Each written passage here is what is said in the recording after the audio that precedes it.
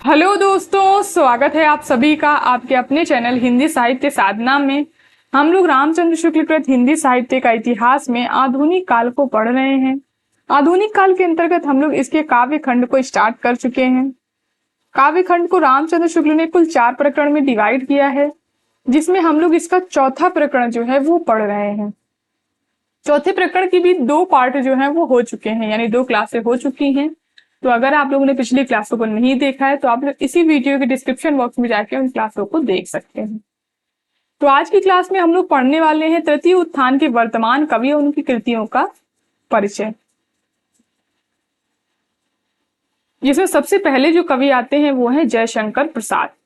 तो आज की क्लास जो है वो काफी ज्यादा इंपॉर्टेंट होने वाली है, क्योंकि ये जो कवि है तृतीय उत्थान के अंतर्गत जिन कवियों को लिया है शुक्ल जी ने, वो कवि उन कवियों के जो रचनाएं हैं वो सिलेबस में भी लगी हुई हैं। इसलिए इन कवियों के बारे में इस बुक से पढ़ना और भी ज्यादा इंपॉर्टेंट हो जाता है, क्योंकि शुक्ल जी के कथन पेपर में पूछे जाते हैं। तो चलिए हम लोग पढ़ना स्टार्ट करते हैं।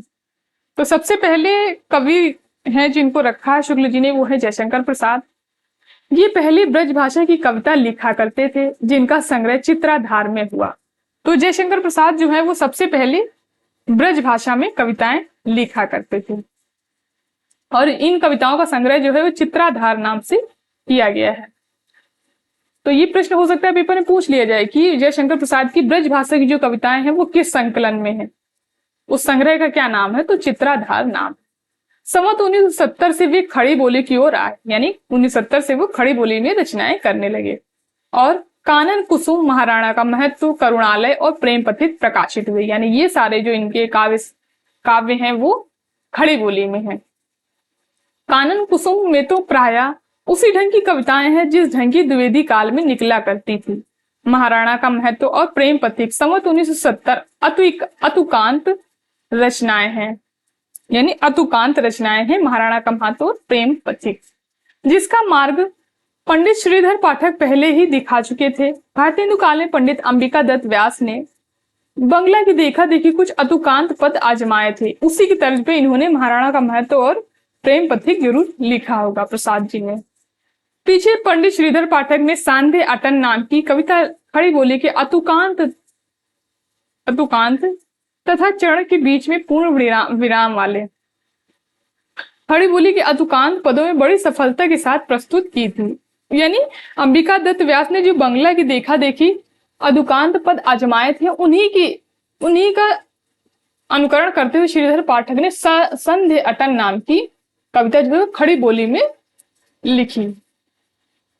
तो इसमें आप लोग ये याद रखेंगे, श्रीधर पाठक की ये कविता संधे अटन और जयशंकर प्रसाद की जो रचनाएं आ रही हैं इनको आप लोग नोट करते हुए चलेंगे। सामान्य परिचय के अंतर्गत दिखाया जा चुका है कि किस प्रकार सर्वश्री, मैथिली शरण गुप्त, बद्रीनारायण भट्ट और मुकुटधर पांडे इत्यादि कवि अंतर्भावना की प्रगल्भ चित्रमयी व्यंजना उपयुक्त स्वच्छंद नूतन पद्धति निकाल रहे थे।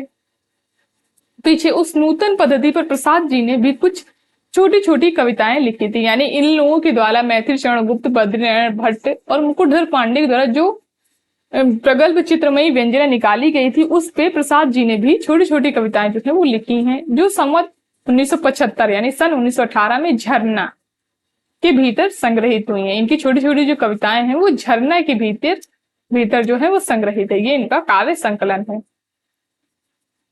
झरने की उन 24 कविताओं में उस समय नूतन पद्धति पर निकलती हुई कविताओं में कुछ ऐसी विशिष्टता नहीं थी जिस पर ध्यान जाता। यानी कि झरना में कुल 24 कविताएं जो है वो संकलित है। दूसरे संस्करण में जो बहुत पीछे संवत 1984 में निकला, पुस्तक का स्वरूप ही बदल गया। उसमें अवधि से ऊपर अर्थात 33 रचनाएं जोड़ी गई। यानी इसके बाद के संस्करण में जो है वो 33 रचनाएं और जोड़ी गई, जिनमें पूरा रहस्यवाद, अभिव्यंजना का अनूठापन, व्यंजक, चित्र विधान सब कुछ मिल जाता है। विषाद, बालू की बेला, होलो द्वार, बिखरा हुआ प्रेम, किरण, वसंत की प्रतीक्षा इत्यादि उन्हीं पीछे जोड़ी हुई रचनाओं में है। यानी कि जो बाद में झरना के बाद के संस्करण में जो बाद में रचनाएं जोड़ी गई उनमें इन रचनाओं को जो है वो संकलित किया गया। विषाद, बालू की बेला, खोलो द्वार, बिखरा हुआ प्रेम, किरण, वसंत की प्रतीक्षा, इन रचनाओं को जोड़ा गया, जो पहले संवत 1975 के संस्करण में नहीं थी। 1975 में जो झरना का संस्करण निकला था उनमें ये कविताएं जो है वो नहीं थी। तो हो सकता है पूछ लिया जाए पेपर में कि झरना के जो दूसरा संस्करण निकला था उनमें कौन कौन सी कविताओं को जो है वो ऐड किया गया था, उसमें संकलित किया गया था। तो आप लोग इनको याद रखेंगे। इस द्वितीय संस्करण में कहीं छायावाद, कहीं जाने वाली विशेषताएं स्फुट रूप में दिखाई पड़ी। इसके पहले श्री सुमित्रानंदन पंत का पल्लव बड़ी धूमधाम से निकल चुका था, जिसमें रहस्य भावना तो कहीं कहीं पर अप्रस्तुत विधान, चित्रमयी भाषा और लाक्षणिक वैचित्र आदि विशेषताएं अत्यंत प्रचुर परिमाण में दिखाई पड़ी हैं।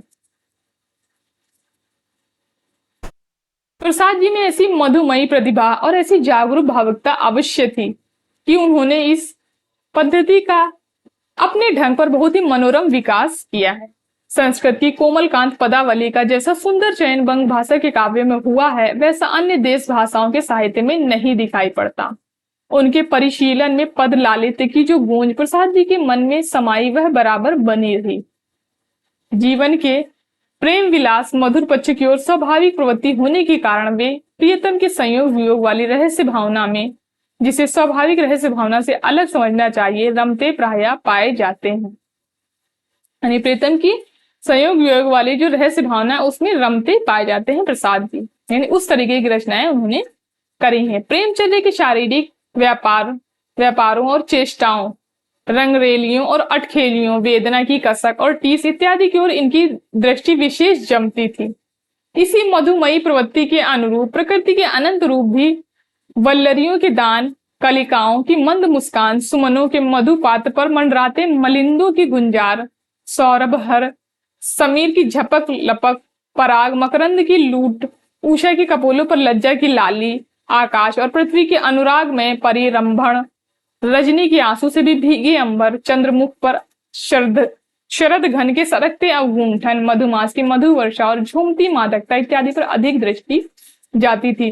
तो जिन जिन चीजों को लेकर के प्रसाद जी ने रचनाएं की है उसका, और जिस तरीके से की है उसका कुछ स्वरूप जो है वो शुक्ल जी ने यहाँ पर इन पंक्तियों में बताया है। अतः इन रहस्यवादी रचनाओं को देख चाहे तो यह कहें कि इनकी मधु वर्षा के मानस प्रचार के लिए रहस्यवाद का पर्दा मिल गया, अथवा यूं कहे कि इनकी सारी प्रणयानुभूति ससीम पर से कूदकर असीम पर जा रही है।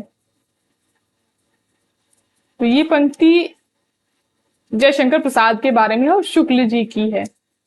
इस तरीके की पंक्तियां देखिए, पूछा जाता है पेपर में कि ये जो पंक्ति है रामचंद्र शुक्ल ने किस कवि के संबंध में कही है। इनकी पहली विशिष्ट रचना आंसू, जो कि सिलेबस में भी लगी हुई है, आंसू संवत 1998 है। पहली विशिष्ट रचना शुक्ल जी कह रहे हैं कि आंसू है, जो कि संवत 1998 में प्रकाशित हुई।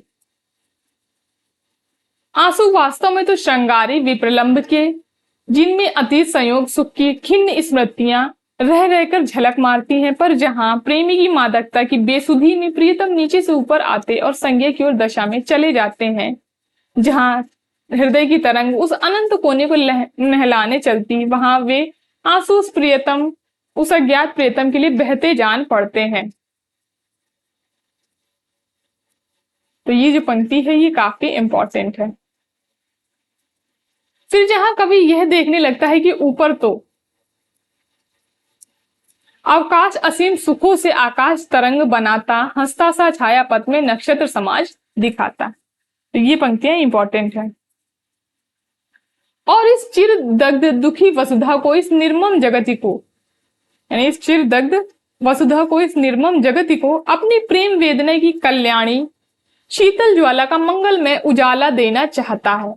वहां वे आंसू लोक पीड़ा पर करुणा के आंसू जान पड़ते हैं, पर वहीं पर जब हम कवि की दृष्टि अपनी सदा जगती हुई अखंड ज्वाला की प्रभ विष्णुता पर इस प्रकार जमी पाते हैं कि हे मेरी ज्वाला, तेरे आकाश में चेतन संसार वेदना वाला मेरे समीप होता है पाकर कुछ करुण उजाला।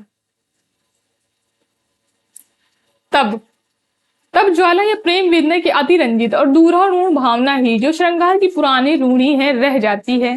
कहने का तात्पर्य है कि वेदना की कोई एक निर्दिष्ट भूमि ना होने से सारी पुस्तक का कोई एक समन्वित प्रभाव नहीं निष्पन्न होता। अब यहाँ पर इन पंक्तियों में शुक्ल जी ने आंसू के बारे में थोड़ा सा परिचय जो है वो दिया है उसकी विषय वस्तु के संबंध में। पर अलग अलग लेने पर उक्तियों के भीतर बड़ी ही रंजन कारणीय कल्पना, व्यंजक चित्रों का बड़ा ही अनूठा विन्यास, भावनाओं की अत्यंत सुकुमार योजना मिलती है। कह रहे कि इन अलग अलग उक्तियां अलग अलग लेने पर उक्तियों के भीतर बड़ी ही रंजनकारी जो है कल्पना मिलती है, व्यंजक चित्र मिलते हैं और बड़ा ही अनूठा विन्यास मिलता है। प्रसाद जी की यह पहली काव्य रचना है जिसने बहुत लोगों को आकर्षित किया। अभिव्यंजना की प्रगल्भता और विचित्रता के भीतर प्रेम वेदना की दिव्य विभूति का, विश्व में उसके मंगलमय प्रभाव का, सुख और दुख दोनों को अपनाने की उसकी अपार शक्ति का और उसकी छाया में सौंदर्य और मंगल का भी आभास पाया जाता है। इसमें ये पंक्तियां जो हैं ये इंपॉर्टेंट है। और पहली हो सकता है पूछ लिया जाए कि पहली काव्य रचना कौन सी है प्रसाद की, शुक्ल जी के अनुसार तो आंसू है। या ऐसे भी पूछा जा सकता है कि प्रसाद की पहली काव्य रचना कौन सी है। नियतिवाद और दुखवाद का विषण स्वर भी सुनाई पड़ता है। इस चेतना को दूर हटाकर मद तंद्रा, स्वप्न और असंज्ञ की दशा का आह्वान रहस्यवाद की एक स्वीकृति विधि है। इस विधि का पालन आंसू से लेकर कामायनी तक हुआ है। यानी कामायनी तक जो है इस विधि का पालन प्रसाद जी ने किया है। अपने ही लिए नहीं, उजाले में हाथ पैर मारने वाले चिरदग्ध दुखी वसुधा के लिए भी यह नींद लाने वाली दवा लेकर आने को कवि निशा से कहता है, चिरदग्ध दुखी यह वसुधा आलोक मांगती तब भी, तुम तुहिन बरस दो कन कन यह पगली सोए अब भी। चेतन की शांति या विस्मृति की दशा में कल्याण की वर्षा होती है, मिलन सुख प्राप्त होता है। अतः उसके लिए रात्रि की भावना को बढ़ाकर प्रसाद जी महारात्रि तक ले गए हैं, जो सृष्टि और प्रलय का संधि काल है, जिसमें सारे नाम रूपों का लय हो जाता है। चेतन लहर ना उठेगी, जीवन समुद्र स्थिर होगा, संध्या हो सर्ग प्रलय की विच्छेद मिलन फिर होगा। तो ये पंक्तियां जो है ये इंपॉर्टेंट है। आंसू के उपरांत दूसरी रचना है इनकी लहर, जो कई प्रकार की रचना कविताओं का संग्रह है। लहर जो है वो कई प्रकार की इनकी कविताओं का संग्रह है। लहर पर एक छोटी सी कविता सबसे पहले दी गई है। इसी से समूचे संग्रह का नाम लहर रखा गया है। यानी इस कविता संग्रह में सबसे पहले लहर नाम पर एक छोटी सी कविता जो है वो दी गई है। इसी के आधार पर पूरे काव्य संग्रह का नाम लहर रखा गया है। लहर से कवि का अभिप्राय उस आनंद की लहर से है जो मनुष्य के मानस में उठा करती है और उसके जीवन को सरस करती रहती है। तो शुक्ल जी कह रहे हैं कि यहाँ पर जो लहर नाम रखा है प्रसाद जी ने, तो कह रहे लहर जो है वो आनंद की लहर है जो प्रत्येक मनुष्य के अंदर उठा करती है और उसके जीवन को सरस मधुर जो है वो बनाती रहती है और आगे का जीवन जीने के लिए प्रेरणा देती है। उसे ठहराने की पुकार अपने व्यक्तिगत नीरस जीवन को सरस करने के लिए कही जा सकती है और अखिल मानव को भी। यह जीवन की लहर भीतर उसी प्रकार स्मृति चिन्ह छोड़ जाती है जिस प्रकार जल की लहरें सूखी नदी की बालू बीच पसलियों की सी उभरी रेखाएं छोड़ जाती हैं। उठ उठ गिर गिर फिर आती, नर्तित पद चिन्ह बना जाती, सिकता की रेखाएं उभार भर जाती अपनी तरल सिहर। इसमें भी ये जो है ये लहर की पंक्तियां हैं। इसमें भी उस प्रियतम की आंख मिचौनी खेलना, दबे पांव आना, किरण उंगलियों से आंख मूंदना या मूंदने की कोशिश करना, क्योंकि उस ज्योतिर्मय का आभास मिल ही जाता है। आंख मूंदना, प्रियतम की ओर अभिसार इत्यादि रहस्यवाद की सब सामग्री जो है वो लहर में भी मिलती है। प्रियतम अज्ञात रहकर भी किस प्रकार प्रेम का आलंबन रहता है, यह भी दो एक जगह सूचित किया गया है। जैसे यहाँ उदाहरण दे रहे हैं शुक्ल जी की इन पंक्तियों में, तुम हो कौन, मैं क्या हूं, इसमें क्या है धरा सुनो, मानस जलधि रहे चिर चुंबित, मेरे क्षितिज उदार बनो। इसमें जो है प्रियतम जो है अज्ञात रहकर भी आलंबन जो है वो बना रहता है, प्रेम का आलंबन जो है वो बना रहता है। इसी प्रकार हे सागर संगम अरुण नील में यह चित्र सामने रखा गया है कि सागर ने हिमालय से निकली नदी को कब देखा था, और नदी से सागर को कब देखा था।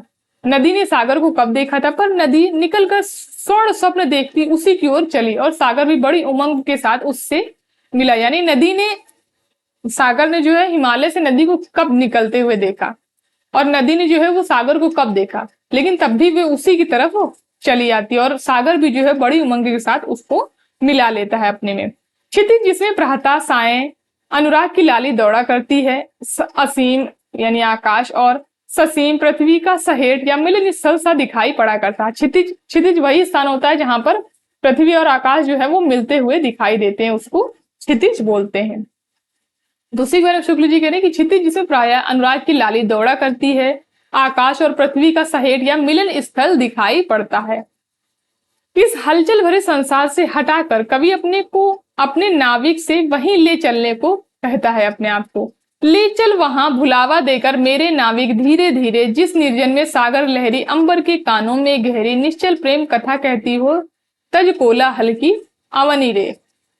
तो कह रहे मुझे वहां लेके चलो। वहां जाने पर वह सुख दुख में व्यापक प्रसार को अपने नित्य और सत्य रूप में देखने को भी परमार्थिक ज्ञान की झलक पाने की आशा करता है, क्योंकि श्रम और विश्राम की उस संधि स्थल पर ज्ञान की दिव्य ज्योति सी जगती दिखाई पड़ा करती है। जिस गंभीर मधुर छाया विश्व चित्रपट चल माया में विविधता विभूषी पड़े दिखाई, दुख सुख वाला सत्य बनी रे। तो कह रहे वहां मुझे ले चल। लहर में 4-5 रचनाएं ही रहस्यवाद की हैं, पर कवि की तंद्रा और स्वप्न वाली प्रिय भावना जगह जगह व्यक्त होती है। रवि के उस सन्नाटे की कामना जिसमें बाहर भीतर की सब हलचल शांत रहती है, केवल अभावों की पूर्ति करने वाले, अतृप्त कामनाओं की तृप्ति का विधान करने वाले स्वप्न ही जगा करते हैं, इस गीत से पूर्णतः व्यक्त है। अपलक जगती हो एक रात, सब सोए हो इस भूतल में, अपनी निभृता सबल में चलती हो कोई भी ना बात। जैसा कि पहले सूचित कर चुके हैं कि लहर में कई प्रकार की रचनाएं हैं। कहीं तो प्रकृति के रमणीय पक्ष को लेकर सुंदर और मधुर रूपक में गान है।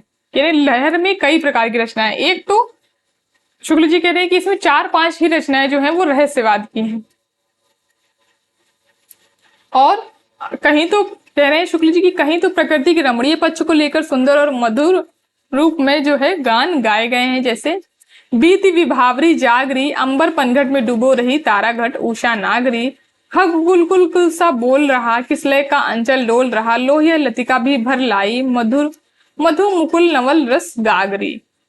तो ये पंक्तियां काफी इंपॉर्टेंट हैं, आप लोग ये याद रखेंगे, पेपर में पूछी भी गई हैं कि किस रचनाकार की पंक्ति हैं, तो आप लोग याद रखेंगे प्रसाद की पंक्ति है और उनके काव्य संग्रह लहर से है।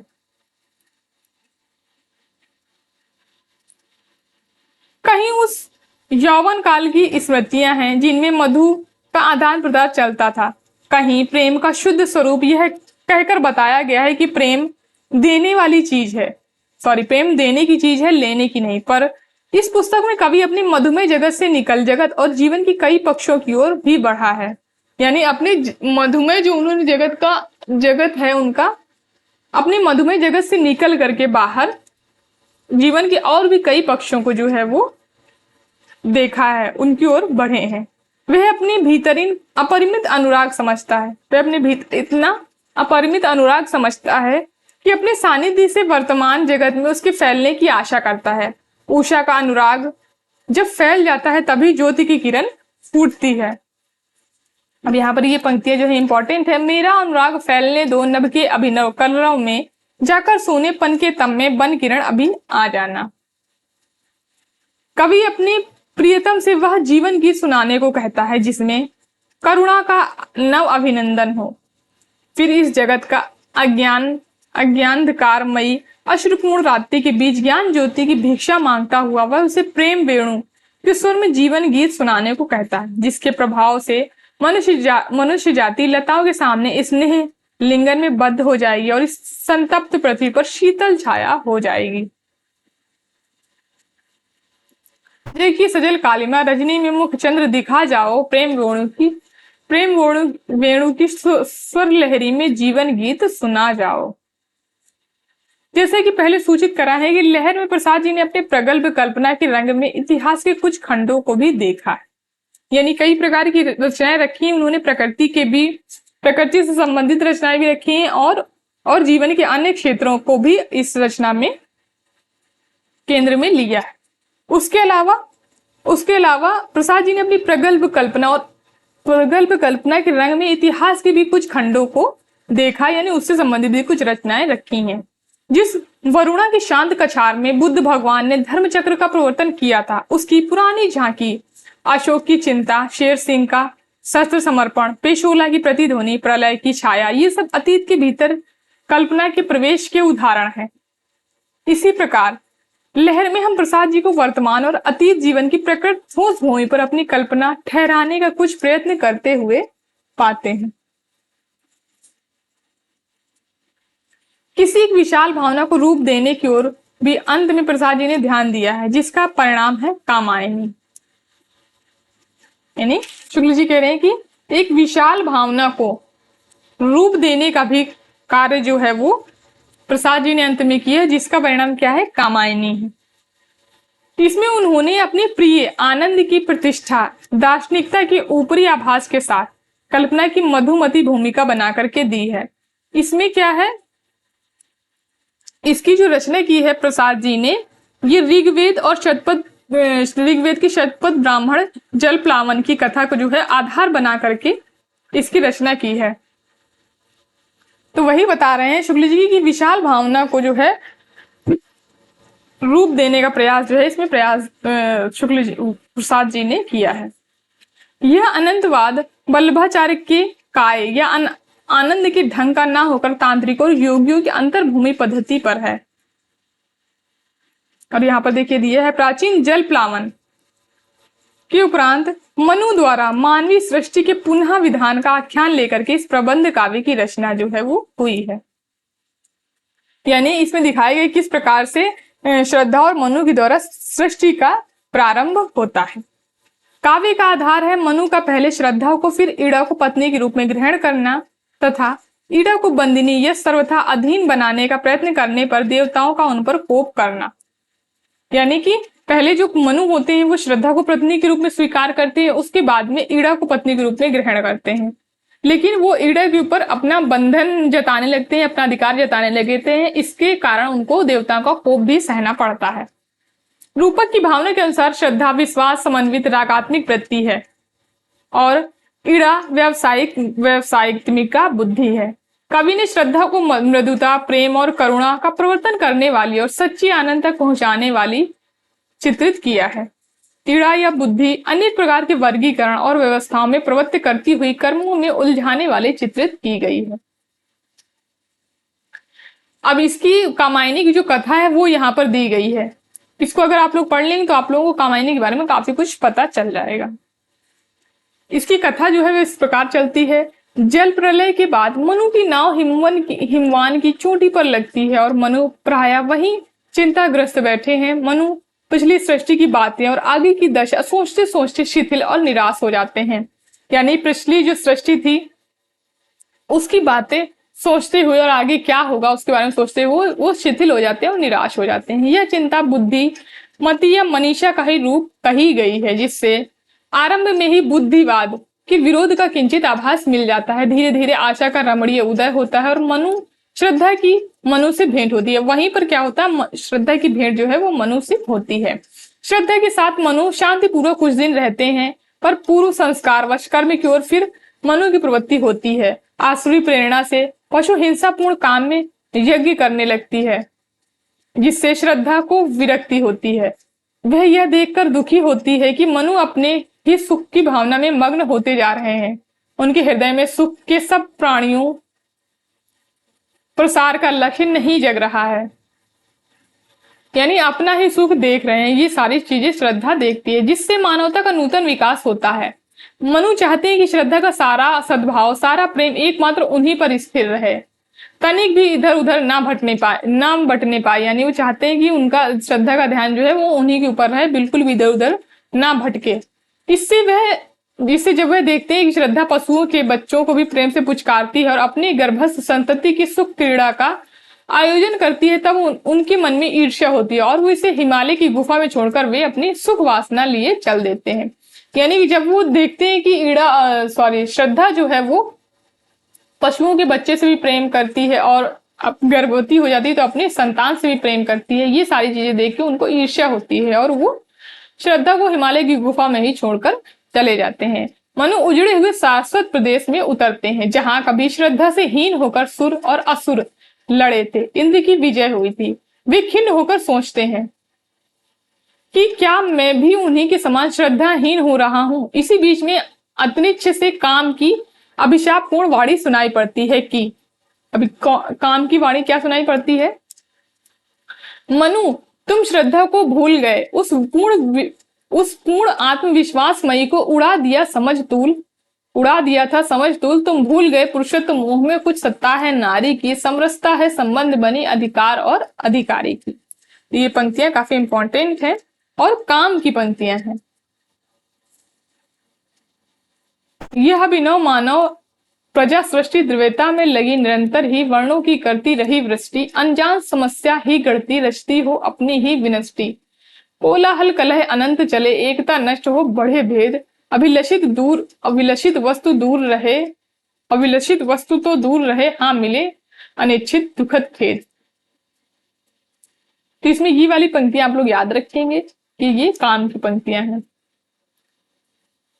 बिखरी, अब यहाँ प्रभात होता है, वहीं सारस्वत प्रदेश में प्रभात होता है और मनु अपने सामने एक सुंदरी को खड़ी हुई पाते हैं। अब यहाँ पर इन पंक्तियों में ये चित्रण किया है प्रसाद जी ने ईड़ा का, तो ये हो सकता है ये पंक्तियां देखिए आपसे पूछ लिया जाए कि ये चित्रण जो है वो किसका किया गया है कामायनी में। बिखरी अलके जो तर्क जाल, यह विश्व मुकुट सा उज्ज्वलतम, शशिखंड सदस्य था स्पष्ट भाल, गुंजरित मधुप से मुकुल सदस्य व आनंद जिसमें भरा गान, वक्ष स्थल पर एकत्र धरे संस्कृति के सब विज्ञान ज्ञान था, एक हाथ में कर्म कलश वसुधा जीवन रस सार लिए, दूसरा विचारों के नभ को यह मधुर अभय अवलंब दिए। तो ये जो चित्रण किया है प्रसाद जी ने ये ईड़ा का किया है। यह ईड़ा जो है ये बुद्धि थी। इसके साथ मनु सारस्वत प्रदेश की राजधानी में रहे। मनु के मन में जब जगत और उसके नियामक के संबंध में जिज्ञासा उठती है और उससे कुछ सहायता पाने का विचार आता है, तब ईड़ा जो है वो कहती है, हाँ तुम ही हो अपने सहाय, जो बुद्धि कहे उसको ना मानकर फिर किसकी नर शरण जाए। यह प्रकृति परम रमणीय अखिल ऐश्वर्य भरी शोधक विहीन, तुम उसका पटल खोलने में परिकर कसकर बन कर्म लीन, सबका नियमन शासन करते बस बढ़ा चलो अपनी क्षमता, तुम जड़ता को चैतन्य करो विज्ञान सहज साधन उपाय। तो ये जो पंक्तियां हैं ये ईड़ा की पंक्तियां हैं और मनु से कहती है ईड़ा। मनु वहां ईड़ा के साथ प्रजा शासन की पूरी व्यवस्था करते हैं, यानी अब वो श्रद्धा को छोड़ करके ईड़ा के साथ रहने लगते हैं। नगर की श्री वृद्धि होती है, यानी नगर में काफी बढ़ोतरी होती है, वहां काफी धन संपदा जो है वो एकत्र कर लेते हैं मनु। प्रकृति बुद्धि बल से वश में की जाती है, प्रकृति बुद्धि जो होती है वो बल से वश में की जाती है। खेती धूमधाम से होने लगती है, अनेक प्रकार के उद्योग धंधे खड़े होते हैं, धातुओं के नए नए अस्त्र बनते हैं। मनु अनेक प्रकार के नियम प्रचलित करके जनता के वर्णों या वर्गों में विभाग करके लोक का संचालन करते हैं, यानी कि अनेक प्रकार के उद्योग धंधे, जब चूंकि वहां पर धन संपदा एकत्र कर लेते हैं मनु, तो उससे क्या करते हैं वो नए नए उद्योग धंधे स्थापित करते हैं और नए अस्त्र शस्त्र बनते हैं, और क्या होता है जनता को वर्णों में विभाजित करते हैं और लोक का संसार का संचालन जो है वो करने लगते हैं। अहम का बहुत जोर पकड़ता है, अब उनके अंदर क्या होता है ये सारी चीजें कर ले तो उनके अंदर अहंकार आने लगता है। वे अपने को स्वतंत्र नियामक और प्रजापति मानकर सबको नियमों से परे रहना, सब नियमों से खुद को क्या सबके लिए नियम बना देते, लेकिन खुद जो है सारे नियमों से परे रहना चाहते हैं। ईड़ा उन्हें नियमों के पालन की सलाह देती है और वो कहती है कि नहीं ऐसा मत करो, तुम भी नियमों का पालन करो, लेकिन वो ऐसा नहीं करते हैं, पर वे नहीं मानते। ईड़ा खिन्न होकर जाना चाहती है, पर मनु अपना अधिकार जताते हुए पकड़ रखते हैं। पकड़ते ही द्वार गिर पड़ता है। प्रजा जो दुर्व्यवहारों से क्षुब्ध होकर राजभवन घेरे थी भीतर घुस पड़ती है। देव शक्तियां भी कुपित हो उठती हैं। शिव का तीसरा नेत्र खुल जाता है, प्रजा का रोष बढ़ता है, मनु युद्ध करते हैं और मूर्छित होकर गिर पड़ते हैं। क्योंकि क्या करते हैं, वो ईड़ा को यानी बुद्धि को अपने वश में करना चाहते हैं, और इसी से क्या होता है, उनको प्रजा का कोप भी झेलना पड़ता है और देवताओं का कोप भी झेलना पड़ता है। उधर श्रद्धा इसी प्रकार के विप्लव का भयंकर स्वप्न देखकर अपने कुमार को लेकर मनु को ढूंढती वहां पहुंचती है, और वो स्वप्न में ये सारी चीजें जो है वो श्रद्धा देख लेती है, और वो ढूंढने के लिए मनु को निकल पड़ती है। मनु उसे देखकर क्षोभ और पश्चाताप से भर जाते हैं, फिर उन सुंदर दिनों को याद करते हैं जब श्रद्धा के मिलने से उनका जीवन सुंदर और प्रफुल्ल हो गया था। जो जगत पीड़ा और हलचल से व्यथित था, वही विश्वास से पूर्ण, शांत, उज्जवल और मंगलमय बन गया था। मनु उससे चटपट अपने को वहां से निकाल ले चलने को कहते हैं, यानी श्रद्धा से कहते हैं कि हमको यहाँ से जल्दी से लेके चलो। जब रात हुई तब मनु उठकर चुपचाप वहां से ना जाने कहाँ चल दिए। उनके चले जाने पर श्रद्धा और ईड़ा की बातचीत होती है, और ईड़ा अपनी बंधी हुई अधिकार व्यवस्था के इस भयंकर परिणाम को देख अपना साहस छूटने की बात कहती है। श्रम भाग वर्ण बन गया जिन्हें, अपने बल का है गर्व उन्हें, अधिकार न सीमा में रहते, पावस निर्झर से वे बहते, सब पिए मत लालसा घूट, मेरा साहस अब गया छूट। ये ईड़ा की पंक्तियां हैं। इस पर श्रद्धा बोलती है। अब श्रद्धा क्या कहती है, वन विषय ध्वांत, सिर चढ़ी रही पाया ना हृदय, तू विकल कर रही है अभिनय, सुख दुख की मधुमय धूप छाह तूने छोड़ी है यह सरल राह। ये पंक्तियां जो है श्रद्धा ईड़ा से कहती है। अंत में श्रद्धा अपने कुमार को ईड़ा के हाथों में सौंप कर मनु को ढूंढने निकलती है। यह करती है, वो कुमार को ईड़ा को दे देती है और मनु को ढूंढने के लिए निकल जाती है। उसने सरस्वती तट पर एक गुफा में पाया। मनु उस समय आंखें बंद किए चित्त शक्ति का अंतर्नाद सुन रहे थे, ज्योतिर्मय पुरुष का आभास पा रहे थे, अखिल विश्व के बीच नटराज का नृत्य देख रहे थे, यानी भगवान के दर्शन जो है वो कर रहे थे। श्रद्धा को देखते ही हतचेत पुकार उठे, श्रद्धे उन चरणों तक ले चल। श्रद्धा आगे आगे और मनु पीछे पीछे हिमालय पर चलते चले जाते हैं, यहाँ तक कि वे ऐसे महादेश में अपने को पाते हैं जहां वे निराधार ठहरे जान पड़ते हैं। भूमंडल की रेखा कहाँ तक पता नहीं, कहाँ तक है कोई पता नहीं।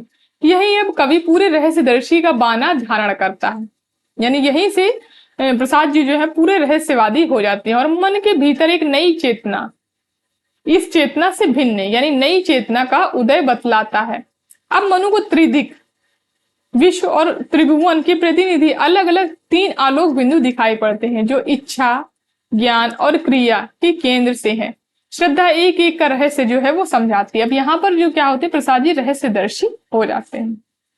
पहले इच्छा का, अब तीनों का अर्थ जो है वो श्रद्धा एक एक करके समझाती है। पहले इच्छा का मधु, मादकता और अंगड़ाई वाला माया राज्य है, जो रागारूढ़ उषा के कंदुक सा सुंदर है, और जिसमें शब्द, स्पर्श, रूप, रस, गंध की पारदर्शनी पुतलियां रंग बिरंगी तितलियों के समान नाच रही हैं। ये सारी चीजें जो है वो श्रद्धा जो है वो मनु को बता रही इच्छा के बारे में।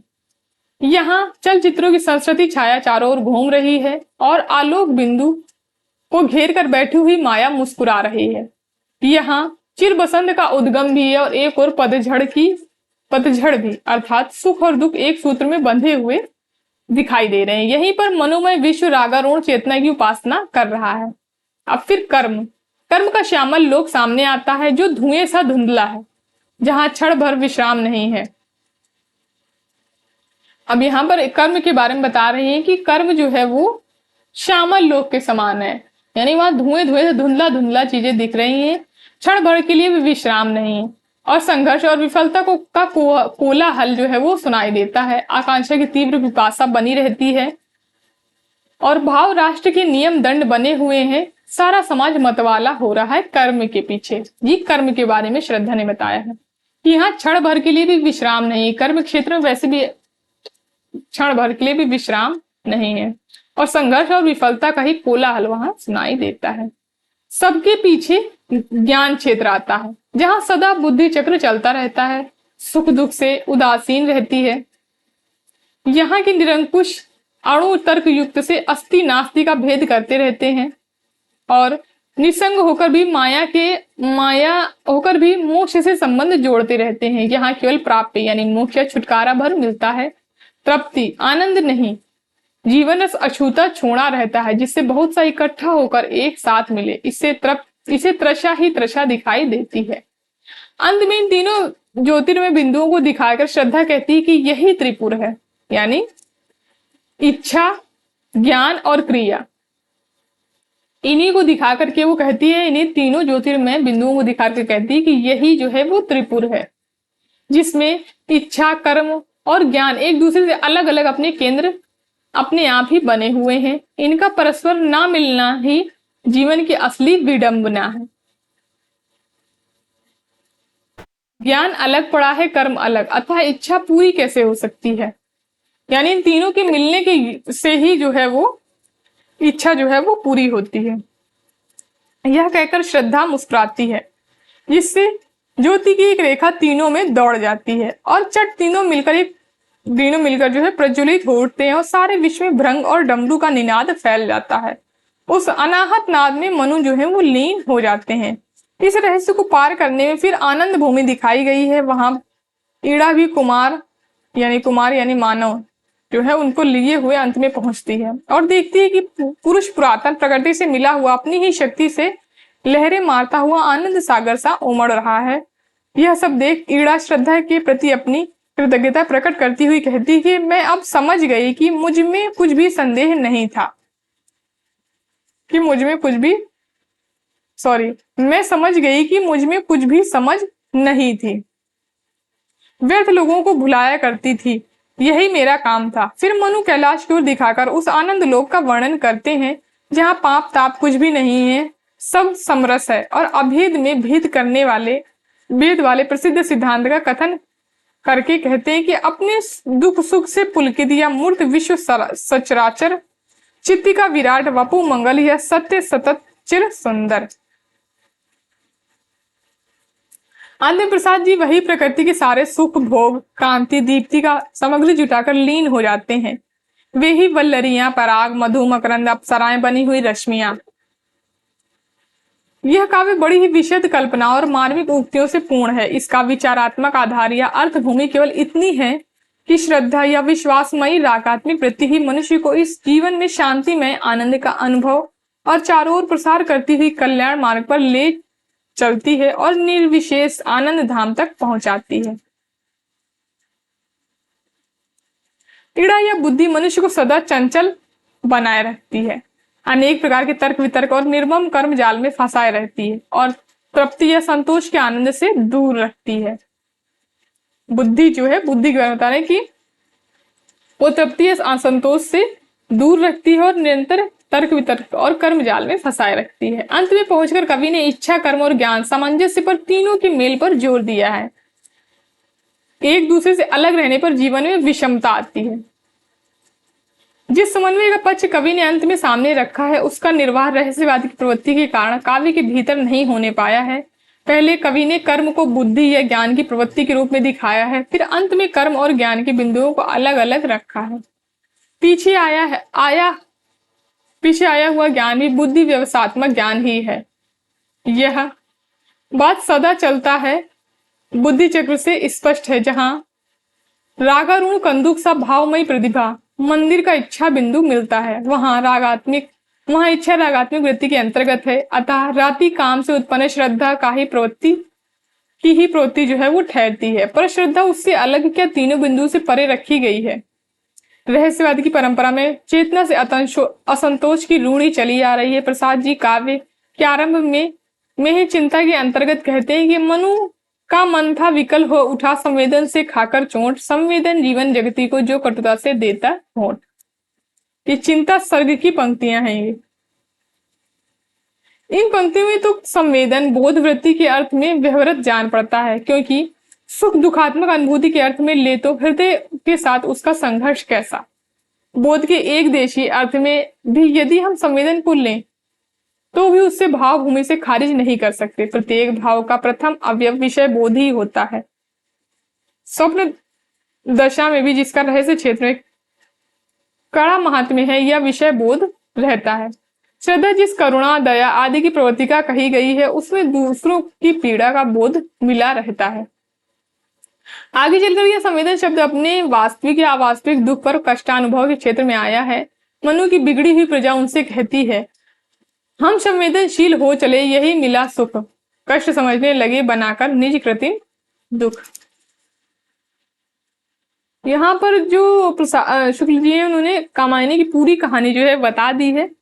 आप लोगों को पता चल गया होगा कि कामायनी में क्या क्या हुआ है। मतलब यह है कि अपनी किसी स्थिति को लेकर दुख का अनुभव करना ही संवेदन है। दुख को पास ना फटकने देना, अपनी मौज में मधु मकरंद में मस्त रहना ही वांछनीय स्थिति है। यानी अपनी स्थिति को लेकर दुख ना अनुभव करना ही संवेदन है। असंतोष से उत्पन्न अवास्तविक कष्ट कल्पना के दुखानुभव के अर्थ में ही इस शब्द को जकड़ रखना भी व्यर्थ प्रयास कहा जाएगा। श्रद्धा जिस करुणा दया आदि की प्रवृत्ति का कही गई है वह दूसरों की पीड़ा का संवेदन ही तो है। दूसरों के दुख का अपना दुख हो जाना तो करुणा है, पर दुखानुभव अपनी सत्ता के प्रसार तो सूचित करता है। चाहे जिस अर्थ में ले, संवेदन का तिरस्कार कोई अर्थ नहीं रखता। संवेदन चेतना जागरण आदि के परिहार का जो बीच बीच में अभिलाष है उसे रहस्यवाद का तगाजा समझना चाहिए। ग्रंथ के अंत में जो हृदय बुद्धि और कर्म के मेल, अब यहाँ पर शुक्ल जी समीक्षा कर रहे हैं कामायनी की। अंत में जो हृदय बुद्धि और कर्म के मेल या सामंजस्य का पक्ष रखा गया है वह बहुत समीचीन है। उसे हम गोस्वामी तुलसीदास में उनके भक्ति मार्ग की सबसे बड़ी विशेषता के रूप में दिखा चुके हैं। अपने कई निबंधों में हम जगत की वर्तमान अशांति और अव्यवस्था का कारण इसी सामंजस्य का अभाव कह चुके हैं, पर इस सामंजस्य का स्वर हम कामायनी में और कहीं नहीं पाते हैं। जब श्रद्धा जब कुमार को लेकर प्रजा विद्रोह के उपरांत सारस्वत प्रदेश या नगर में पहुंचती है तब इड़ा से कहती कि सिर चढ़ी रही पाया ना हृदय। क्या श्रद्धा के संबंध में नहीं कहा जा सकता कि रस पगी रही पाई ना बुद्धि। जब दोनों अलग अलग सत्ताएं करके रखी गई हैं और एक को दूसरे से शून्य रहना है और दूसरे को पहले से शून्य ना कहना, गड़बड़ में डालना है, पर श्रद्धा में किसी प्रकार की कमी की भावना कवि की एकांतिक मधुर भावना के अनुकूल जो थी ना थी। बुद्धि की विग्रहणा द्वारा बुद्धिवाद के विरुद्ध उस आधुनिक आंदोलन का आभास भी कवि को इष्ट जान पड़ता है जिनके प्रवर्तक अनातोले फ्रांस ने कहा है कि बुद्धि के द्वारा सत्य को छोड़कर और सब कुछ सिद्ध हो सकता है। यानी बुद्धि के द्वारा सत्य को अगर छोड़ दिया जाए तो सब कुछ सिद्ध कर सकते हैं बुद्धि के द्वारा। बुद्धि पर मनुष्य को विश्वास नहीं होता। बुद्धि या तर्क का सहारा तो लोग अपनी भली बुरी प्रवृत्तियों को ठीक प्रमाणित करने के लिए लेते हैं। यानी बुद्धि, इनके कहने का मतलब है कि बुद्धि के द्वारा सत्य को छोड़कर बाकी सब कुछ सिद्ध किया जा सकता है। अपनी भली बुरी वृत्तियों को भी आप ठीक सिद्ध कर सकते हैं अगर आपके पास बुद्धि है तो। विज्ञान द्वारा सुख साधनों की वृद्धि के साथ साथ विलासिता और लोभ की असीम वृद्धि तथा यंत्रों के परिचालन से जनता के बीच फैली हुई घोर अशक्तता, दरिद्रता आदि के कारण वर्तमान जगत की जो विषम स्थिति हो रही है उसका भी थोड़ा सा आभास मनु की विद्रोही प्रजा के इन वचनों द्वारा दिया गया है। प्रकृति शक्ति तुमने यंत्रों से सबकी छीनी, शोषण कर जीवनी बना दी जर्जर झीनी। वर्गहीन समाज की साम्यवादी पुकार की भी दबी सी गूंज जो है 2-3 जगह है। विद्युत कण मिले झलकते से विज्ञान की झलक की भी झलक है। यानी साम्यवादी पुकार भी जो है कामायनी में कहीं कहीं दिखाई देती है। यदि मधुचर्या का अतिरेक और रहस्य की प्रवृत्ति बाधक न होती तो इस काव्य के भीतर मानवता योजना कैद अधिक पूर्ण और सुव्यवस्थित रूप में चित्रित होती। कर्म को कवि ने या तो काम्य यज्ञों के बीच दिखाया है अथवा उद्योग धंधों या शासन विधानों के बीच श्रद्धा के मंगलमय योग से किस प्रकार कर्म धर्म का रूप धारण करता है, यह भावना कवि से दूर ही रही है। इस भव्य विशाल भावना के भीतर उग्र और प्रचंड भाव भी लोक के मांगलिक विधान के अंग हो जाते हैं। श्रद्धा और धर्म का संबंध अत्यंत प्राचीन काल से प्रतिष्ठित है। महाभारत में श्रद्धा धर्म की पत्नी कही गई है। हृदय के आधे पक्ष को अलग रखने से केवल कोमल भावों की शीतल छाया के भीतर आनंद का स्वप्न देखा जा सकता है। व्यक्ति जगत के बीच उसका अंतर्भाव और अवस्थान नहीं दिखाया जा सकता। यदि हम इस विशद काव्य की अंतर योजना पर ना ध्यान दें, समष्टि रूप में कोई समन्वित प्रभाव ना ढूंढें, श्रद्धा, काम, लज्जा, ईड़ा इत्यादि को अलग अलग लें तो हमारे सामने बड़ी रमणीय चित्रमयी कल्पना, अभिव्यंजना की अत्यंत मनोरम पद्धति आती है। इन वृत्तियों की अभ्यंतर प्रेरणाओं, बाह्य प्रवृत्तियों की बड़ी मार्मिकता से परख कर इनके स्वरूपों की निराकार उद्भावना जो है वो की गई है। स्थान में प्रकृति की मधुर, भव्य और आकर्षक विभूतियों की योजना का तो क्या कहना। यानी प्रकृति वर्णन जो इसमें कमाइन में किए हैं प्रसाद जी ने, वो बहुत अच्छे किए हैं। प्रकृति के ध्वंसकारी भीषण रूप वेग का अत्यंत व्यापक परिधि के बीच चित्रण हुआ है। इस प्रकार प्रसाद जी प्रबंध क्षेत्र में भी जो छायावाद की विचित्र विधान और लाक्षणिक शैली की सफलता की आशा बंधा गए हैं।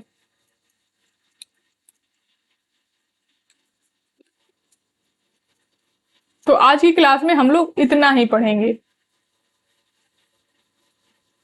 यहाँ से जो है जयशंकर प्रसाद खत्म हो जाते हैं। अगले कवि आएंगे सुमित्रा नंदन पंत। तो यहीं तक आज की क्लास में हम लोग करेंगे। बाकी बचा हुआ जो है सुमित्रा नंदन पंत, सूर्यकांत त्रिपाठी निराला और महादेवी वर्मा, इनको हम लोग अगली क्लास में कंप्लीट करेंगे। जयशंकर प्रसाद के बारे में जो है ये ज्यादा दिया हुआ था शुक्ल जी के हिंदी साहित्य का इतिहास, तो इसको हम लोग ने देख लिया। तो इस बुक को आप लोग मेरे टेलीग्राम चैनल हिंदी साहित्य साधना पर भी जाके पढ़ सकते हैं। वहां आपको इसकी पीडीएफ जो है वो मिल जाएगी।